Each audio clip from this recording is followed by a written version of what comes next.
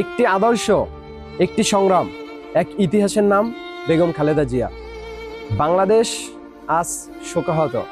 আমাদের মাঝে গণতন্ত্রের আপসী নেত্রী বেগম খালেদা জিয়া আর নাই। ইন্না লিল্লাহি ওয়া ইন্না ইলাইহি রাজিউন। খালেদা জিয়া বাংলাদেশের রাজনীতিতে এক অবিস্মরণীয় নাম।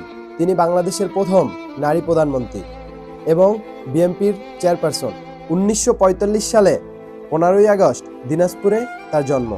তিনি শহীদ প্রেসিডেন্ট জিয়াউর রহমানের সহধর্মিণী।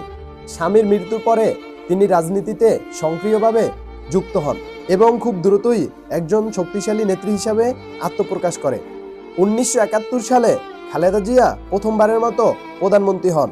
তিনি সংসদীয় গণতন্ত্র পুনঃপ্রতিষ্ঠা গুরুত্বপূর্ণ ভূমিকা রাখেন। এরপর 1996 ও 2001 সালে তিনি ক্ষমতায় আসেন।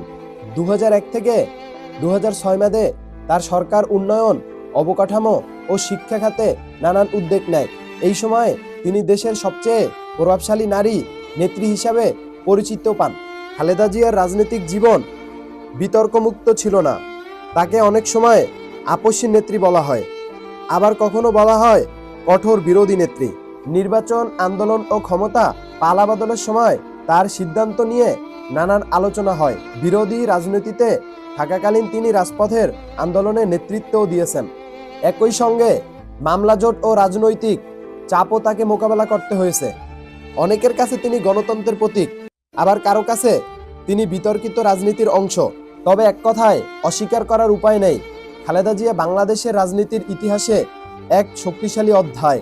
বেগম খালেদা জিয়া এবার কেয়ার হসপিটালে দীর্ঘদিন অসুস্থ ছিল। 30শে ডিসেম্বর 2025 সালে ভোর 6টায় এবার কেয়ার হসপিটালে শেষ নিঃশ্বাস ত্যাগ করেন।